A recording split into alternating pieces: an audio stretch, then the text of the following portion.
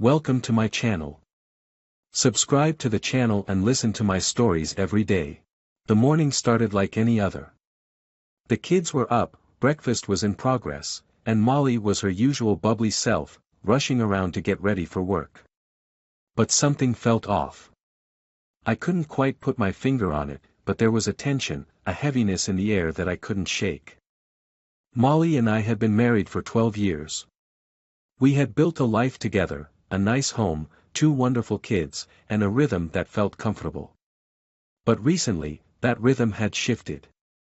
Late nights at the office, unexplained weekend trips, and her ever-present phone seemed to occupy more space in our lives than I did.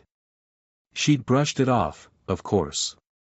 "It's just work," she'd say with a sweet smile. "You know how demanding it can be." I had believed her. I wanted to believe her. But the nagging doubt in the back of my mind refused to disappear.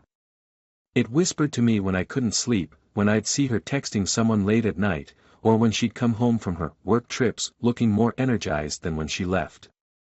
I ignored it for as long as I could. But then came the phone bill. It was a Thursday night, and the kids had gone to bed. Molly was in the shower, and I was sorting through the mail. Nothing unusual, just bills, ads, and the typical junk. I almost threw the phone bill into the pile of things to deal with later when something caught my eye, an unfamiliar number, repeated over and over again. It showed up during the day, in the evening, sometimes even late at night. My heart sank as I scanned through the list of calls. There it was again and again, always the same number. I sat down at the kitchen table, staring at the bill. My hands were shaking, and I could feel my pulse racing in my ears. Who was she talking to? And why so often? I knew the answer before I even let myself say it: she was having an affair. I heard the water stop upstairs, and panic set in. I couldn't let her catch me looking at the phone bill, she'd know something was up. I quickly shoved it into the stack of papers and tried to calm myself down, pretending to flip through a magazine when she walked into the kitchen. "Hey," she said with that cheerful tone that suddenly felt so fake. "Everything okay?" I nodded, unable to look her in the eye. "Yeah, just going through the mail." "Anything interesting?" She opened the fridge, oblivious to the fact that I was barely holding it together. "Not really," I mumbled, keeping my voice steady. She grabbed a bottle of water and sat down across from me, her phone still in hand. She was always on that thing, texting someone, scrolling through social media, laughing at jokes I wasn't part of. I had to know who she was talking to. The next morning, I left for work before she did. I worked in IT for a mid-sized company, nothing too glamorous, but it paid well and allowed me to be home when I needed to. Molly, on the other hand, had a job in marketing, something she was passionate about, but it seemed like it had taken over her life lately. Or maybe that's just what she wanted me to believe. I couldn't focus all day. My mind kept drifting back to the phone bill, the calls, the unanswered questions. Who was this person? Was it really just a colleague? Or was there something more? By lunchtime, I couldn't take it anymore. I needed answers, and I knew exactly where to start. When I got back home that evening, Molly was already out with the kids at their after-school activities. I had the house to myself, and I didn't waste any time. I went straight to her phone, which she had left charging in the kitchen. My hands were shaking as I picked it up. I knew her password. After all, we'd been married for 12 years, and it wasn't like she had anything to hide, right? Wrong. As soon as I unlocked her phone, the messages were right there, staring me in the face. The same number from the phone bill was listed under the name Andrew. My heart pounded in my chest as I scrolled through the texts. Some were harmless, work-related, but then there were others, flirty, intimate, full of inside jokes I didn't understand. And then, the final nail in the coffin, a message from just the day before: "Can't wait to see you this weekend. I've booked the hotel." I felt like I had been punched in the gut. I dropped the phone onto the counter and sat down, my head spinning. Molly was cheating on me. After all these years, after everything we had been through, she was sneaking around with some guy named Andrew. I don't know how long I sat there, staring at the phone.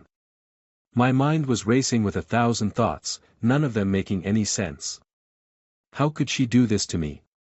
To us? To our family? Eventually, I stood up and walked to the window, looking out at the backyard where our kids had played just hours ago. I could see the swing set we'd bought when our daughter turned 5, the tree house we built one summer when we had more time than money. It felt like all those memories were tainted now, stained by her betrayal. But I wasn't going to let her destroy everything. I knew I had to be smart about this. If I confronted her now, she'd deny it, twist the truth, make me out to be the bad guy. I couldn't let that happen.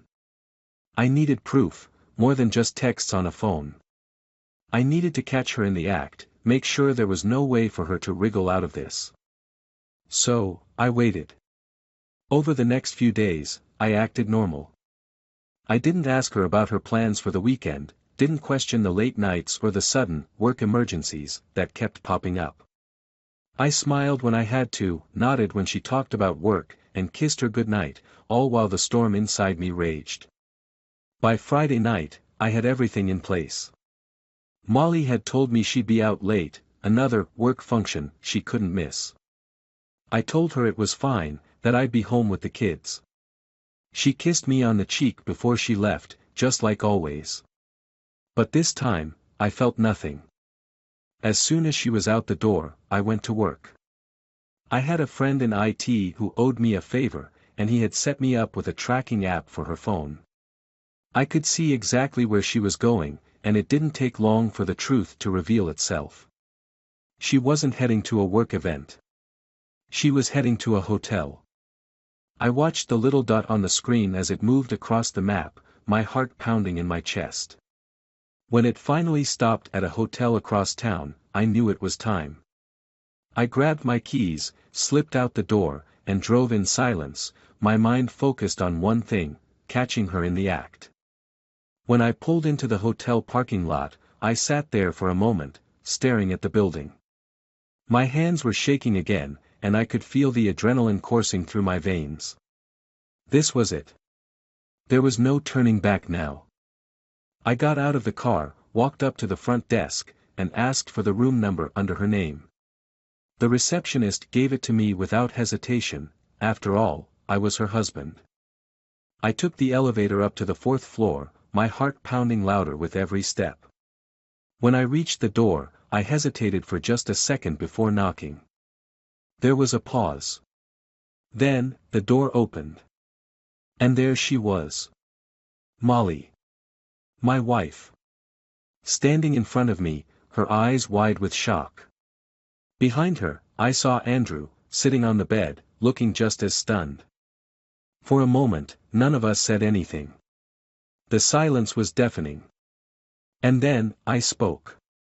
I know everything. Molly stood frozen in the doorway, her face drained of color. The air between us felt heavy, suffocating. I could see the panic in her eyes, the gears turning as she tried to process what was happening. Behind her, Andrew shifted awkwardly on the bed, clearly caught off guard. It was like time had slowed down, and we were all suspended in this awful, inevitable moment. I know everything, I repeated, my voice low and controlled. I could hear the pounding of my own heart, feel the adrenaline coursing through my veins, but I wasn't going to lose it.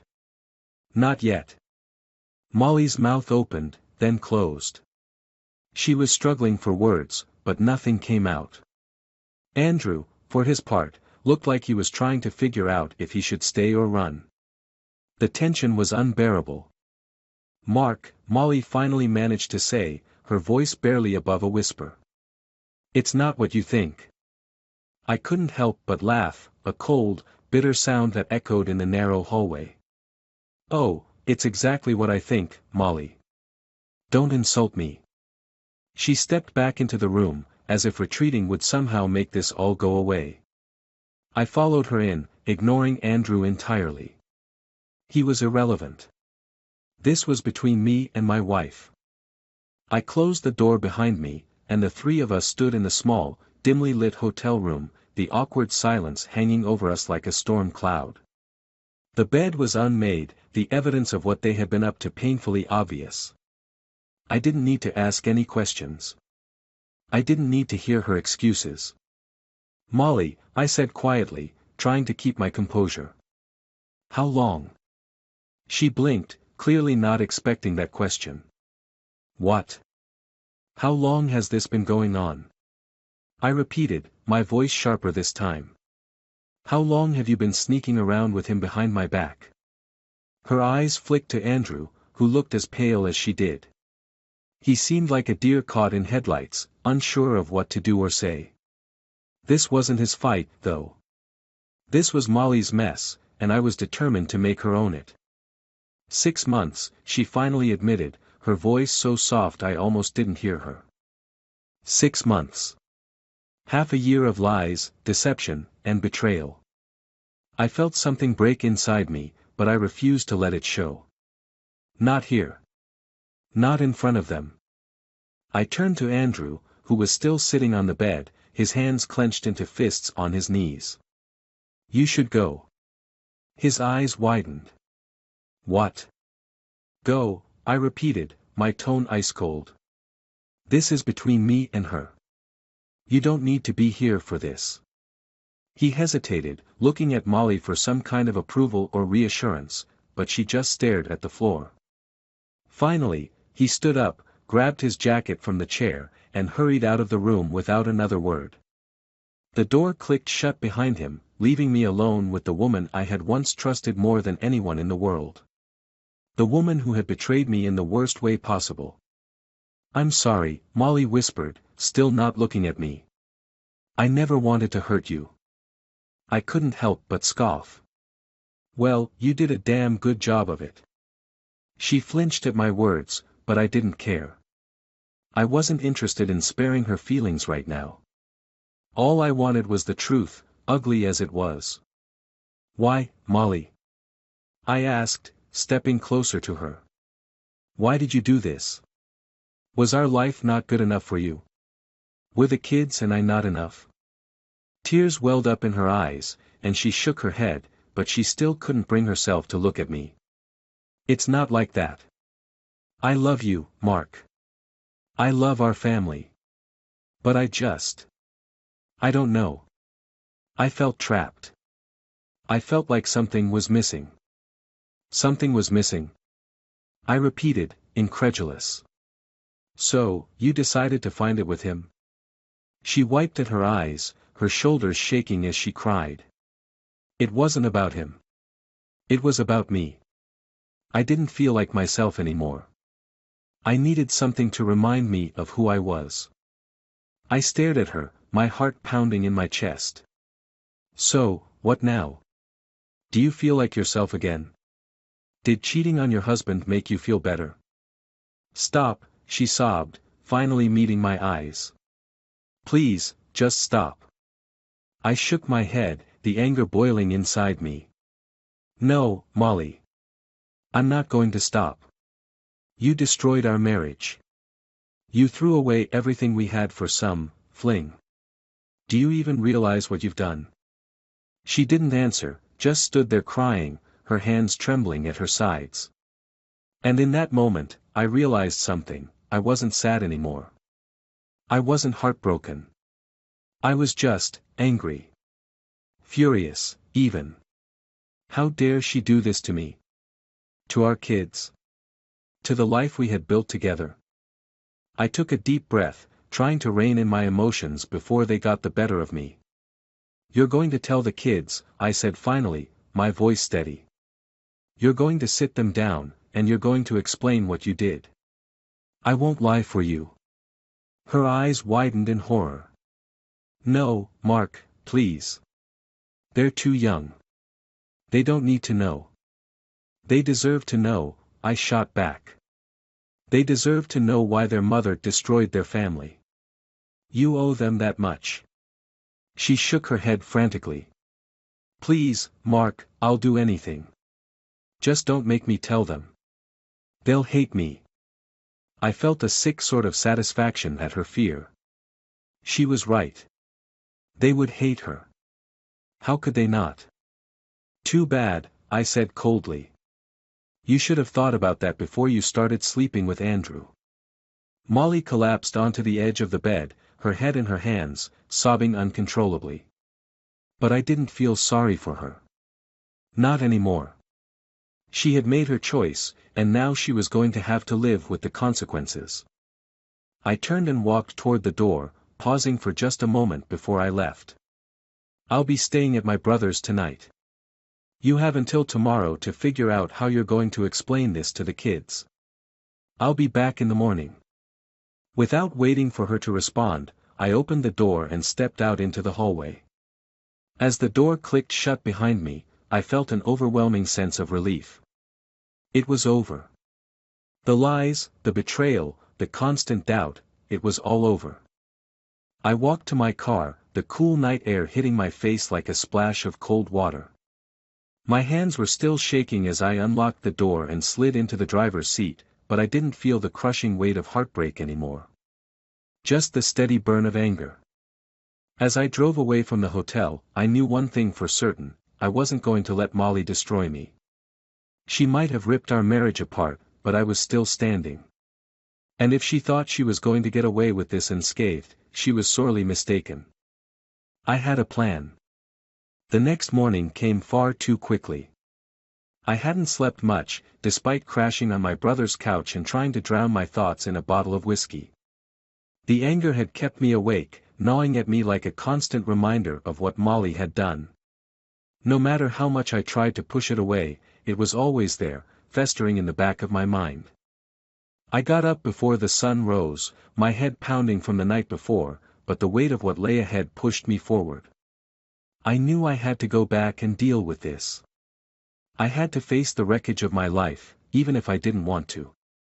The kids deserved answers, and Molly, well, Molly had to face the consequences of her choices. As I drove back to the house, the familiar streets that once felt comforting now seemed foreign to me. Everything felt different now. I wasn't the same person I had been just a few days ago, and I wasn't going to pretend that I was. When I pulled into the driveway, the house looked quiet, almost peaceful. It was strange to think that such a calm, suburban picture could hide the kind of chaos that was waiting inside. I sat there for a moment, staring at the house, trying to gather the strength I needed to walk through that front door. I finally got out of the car and made my way up the path. The air was crisp, and I could hear the faint sound of birds chirping in the distance. It felt surreal, like the world was mocking me with its normalcy when my life had been turned upside down. When I walked in, I found Molly sitting at the kitchen table, her eyes swollen and red from crying. She looked up at me, her face etched with guilt and sadness. But I didn't care. I wasn't here to comfort her. I was here to make sure she did what she had to do. "Mark," she said softly, her voice trembling. "I'm so sorry." I ignored her apology and went straight to the point. "Have you told the kids yet?" She shook her head, her eyes filling with tears again. I couldn't. They're still asleep. I didn't know how to do it. I sighed, the frustration bubbling up inside me again. "You have to tell them, Molly. I'm not going to do this for you. You made this mess, and now you have to own up to it." She looked down at the table, her hands twisting nervously in her lap. "Can't we wait? Just a little while longer? I don't want to hurt them." "Wait for what?" I snapped, my voice harsher than I intended. "Wait until they're old enough to understand. Wait until they figure it out on their own and resent you for lying to them." "No, Molly. You're telling them today. End of discussion." Molly flinched, and for a moment, I saw the cracks in her armor, the guilt, the fear, the realization that everything was slipping through her fingers. But that wasn't my problem anymore. She had done this, and now she had to face the consequences. "Fine," she whispered, her voice barely audible. "I'll tell them." I nodded, my jaw tight with anger. Good. I'll be here when you do. I grabbed a cup of coffee and sat at the counter, watching as Molly tried to pull herself together. She disappeared upstairs for a few minutes, and I could hear the faint sound of her voice as she gently woke the kids. My heart clenched in my chest as I thought about them, our two innocent children who had no idea that their lives were about to change forever. A few minutes later, they came down the stairs, still rubbing the sleep from their eyes. Emma, our 13-year-old, looked confused as she saw both of us sitting there. Daniel, at 11, was still half asleep, yawning as he stumbled into the kitchen. "Morning, Dad," Emma said, her brow furrowed. "What's going on?" I didn't answer. I couldn't. Instead, I looked at Molly, silently urging her to start talking. This was her mess to explain, not mine. Molly took a deep breath, her hands trembling as she folded them on the table. "Kids," she began, her voice shaky. We need to talk about something." Emma's eyes narrowed in suspicion, and Daniel perked up, sensing that something was wrong. Molly continued, her voice cracking as she spoke. "Your father and we're going to be separating," she said, her words coming out in a rush. I watched as the realization hit our kids, the confusion and hurt spreading across their faces. Emma looked back and forth between us, her eyes wide with disbelief. "What? Why?" she asked, her voice rising with panic. Daniel, still too young to fully understand, looked at me for reassurance. "Dad?" I swallowed hard, trying to keep my voice steady. "It's true," I said quietly. "Your mom, she made some choices that have hurt our family. We're not going to be living together anymore." Emma's face twisted in anger. "What choices?" she demanded, her voice shaking. "What did she do?" Molly couldn't hold back the tears any longer. They spilled down her cheeks as she struggled to speak. "I made a mistake," she whispered, barely able to get the words out. I've been seeing someone else." The room fell silent. Emma's eyes filled with tears, and she shook her head in disbelief. "You cheated on Dad." Daniel's face crumpled, and I could see the confusion and sadness in his eyes. "Mom." Molly sobbed openly now, her hands covering her face as she broke down in front of them. "I'm so sorry," she cried. "I never wanted to hurt you. But the damage was done. There was no taking it back. No amount of tears or apologies could undo what she had done." I watched as Emma stood up, her face twisted in fury. "I hate you," she screamed, storming out of the kitchen and running up the stairs. The sound of her bedroom door slamming echoed through the house. Daniel just sat there, his small shoulders shaking as he tried to process what he had just heard. I wanted to reach out to him, to comfort him, but I didn't know how. How do you explain something like this to a child? How do you tell them that their mother betrayed their father and broke apart the family they thought was unbreakable? Molly tried to reach out to him, but I stopped her with a look. "Leave him alone," I said coldly. "He doesn't need to hear anything else from you right now." She pulled her hand back, her face crumpling with the weight of everything she had lost. I stood up from the counter, unable to be in the same room with her any longer. "I'm taking the kids to my brother's," I said, my voice flat. "You can pack your things while we're gone." Molly looked up at me, her eyes pleading. "Mark, please." I cut her off. "It's over, Molly. There's nothing left to say." Without waiting for a response, I walked over to Daniel, gently placing my hand on his shoulder. "Come on, buddy," I said softly. "Let's go." He nodded, still sniffling, and stood up to follow me. As we headed toward the door, I could feel Molly's eyes on us, but I didn't look back. I couldn't. I didn't want to see her fall apart any more than she already had. When we stepped outside, the cool morning air hit me like a slap in the face, but it felt good. It was a reminder that there was life outside of this, that there was a world beyond the wreckage of our marriage. And as I loaded Daniel into the car and started driving away from the house that had once been our home, I realized something: I wasn't the one who was losing everything. Molly was. And that thought gave me more satisfaction than I'd ever admit. As I drove away from the house, I felt a strange sense of clarity.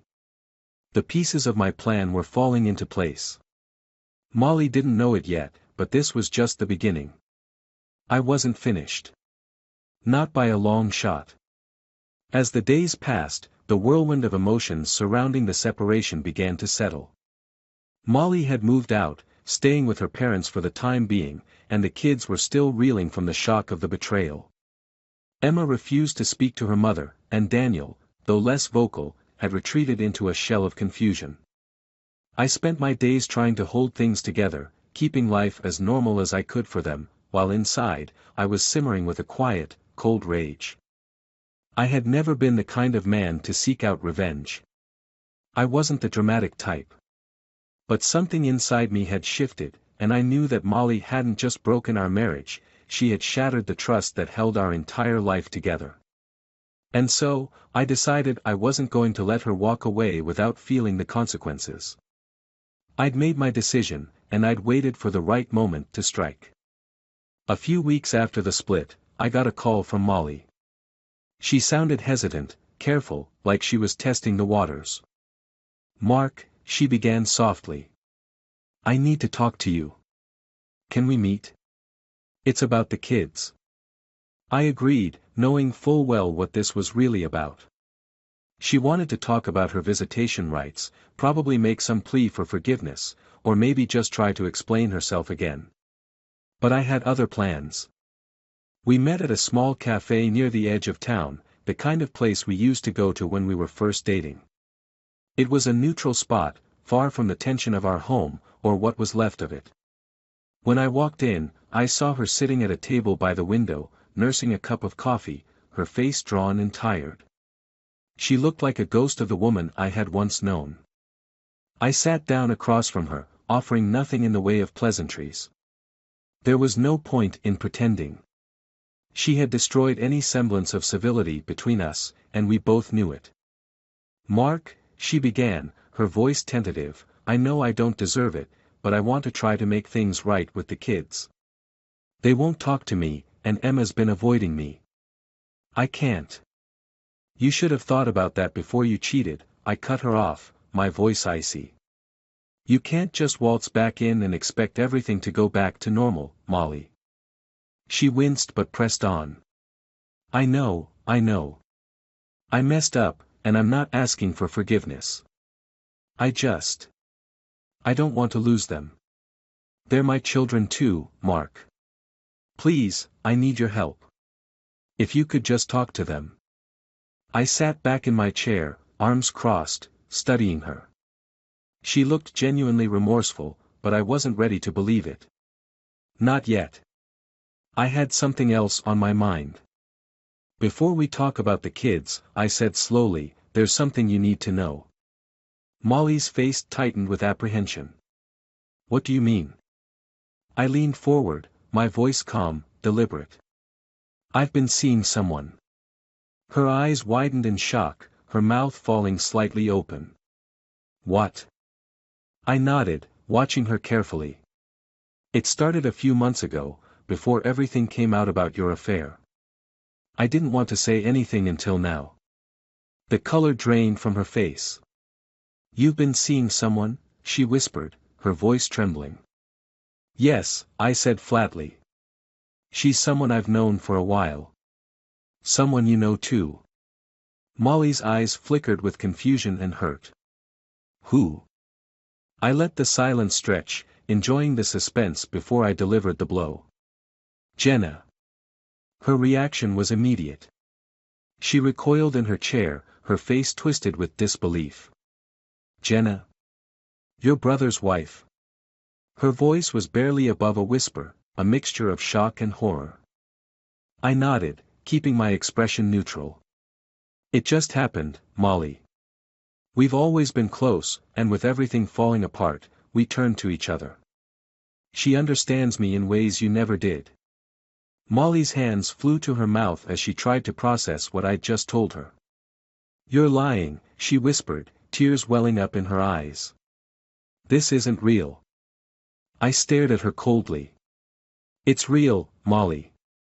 I thought you should know, since you're so eager to get everything out in the open." For a moment, she just sat there, stunned, her mind clearly racing. Then, the tears came. "Mark, please," she choked out, her voice breaking. "I made a mistake, but you don't have to do this. You don't have to hurt me like this." I felt a strange sense of satisfaction watching her fall apart. This was what she had done to me. This was what she deserved. "You hurt me first," I said quietly, leaning in closer. "You shattered everything we had. Did you really think I would just sit back and take it?" She shook her head, tears streaming down her face. "I never wanted this. I never thought you'd." "Well, now you know how it feels," I said, my voice devoid of emotion. "Now you understand what it's like to have your world ripped apart by someone you trusted." Molly's sobs filled the small cafe, and for a moment, I wondered if I had gone too far. But then I remembered everything she had done, every lie, every betrayal, and I knew this was exactly what she deserved. She had destroyed our family, and now I had destroyed her. But just as I was about to stand up and walk out, something unexpected happened. Molly wiped her tears, her face hardening, and she looked up at me with a strange new resolve in her eyes. "Mark," she said quietly, her voice steadier now. "You think you've won. You think you've hurt me, and maybe you have. But you don't know everything." I frowned, taken aback by her sudden shift in tone. "What are you talking about?" She stood up slowly, her eyes locking with mine, and then she dropped the bombshell. "I'm pregnant," she whispered. The words hit me like a punch to the gut. I blinked, unable to process what I had just heard. "What?" Molly's voice trembled again, but this time with a strange mix of fear and defiance. "I found out last week. I didn't know how to tell you, but I guess now you know." My mind raced. Pregnant? How could this be? We hadn't been together in weeks, not since the affair had come to light. Was it Andrew's? Was this some cruel twist of fate? "Is it mine?" I asked, my voice barely audible. Molly nodded, tears spilling down her cheeks once more. "Yes, Mark. It's yours. I swear it." I sat there, stunned into silence, my mind spinning with the weight of this revelation. The anger, the revenge, the satisfaction I had felt just moments ago, it all vanished in an instant, replaced by a sickening sense of uncertainty. She was pregnant. With my child. And suddenly, nothing made sense anymore. Molly turned and walked out of the cafe, leaving me sitting there, frozen, with the weight of the truth crashing down on me.